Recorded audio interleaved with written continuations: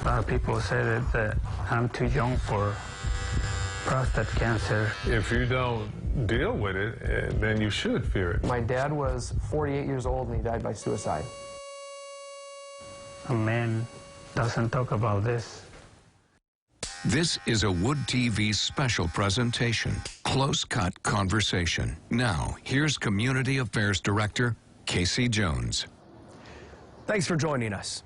What does it mean to be a man? That's a question that's been debated on city streets, in households, and probably even in caves for the last 100,000 years. But what's not debatable is that men face gender-specific health issues. During our special, we're going to hear the health journeys of 4 men who bravely shared their personal experiences. Were there signs or symptoms? What were the treatments? And is there any preventability? We'll also give you actionable steps you can take to help prioritize your health right now. Feeling good on the outside is something that men like to do. That's evident in the routine haircut, something they've been doing here at the Henchman House in Grand Rapids for the last 3 years, making sure that men feel great on the outside. But it's what's inside that often gets neglected. Threats that are treatable if caught, but far too often fall victim to the silence of men. Mental health. Men account for more than 3.5 times the number of suicides compared to women. Nearly 90% of suicide victims had a diagnosable mental illness. Prostate cancer.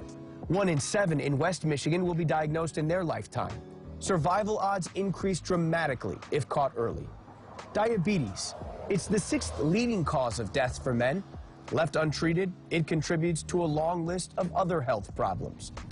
But we begin by pushing past the walls that men typically put up and start at the core, the #1 killer of men, heart disease. 1 in 4 men's deaths this year will be by heart disease. Helping us get to the heart of it is Tommy Rodriguez, the owner of Henchman House, putting our 4 men in his chair for a close-cut conversation about men's health.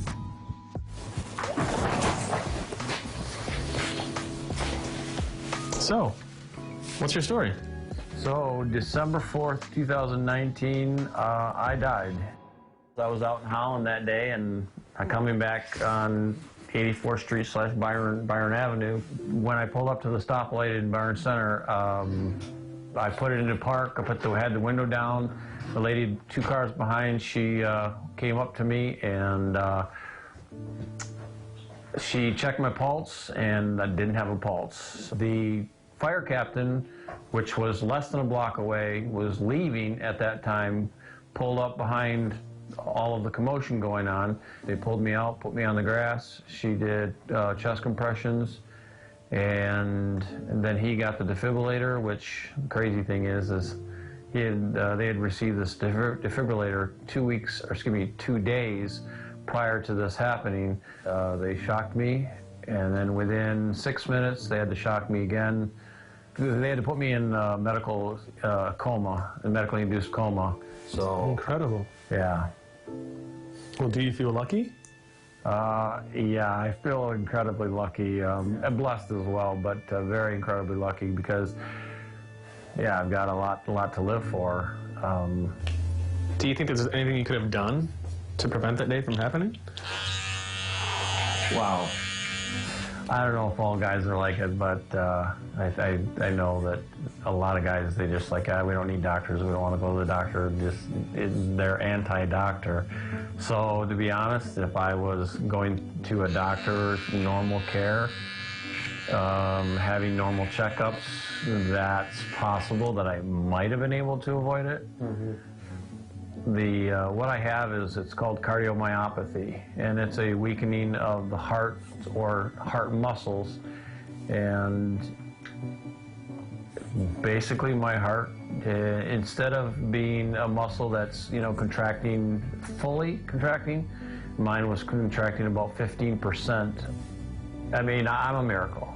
So there's nothing short of the fact that I'm a miracle, because I fully recovered. And again, I think there's 3% of the people that survive what I went through.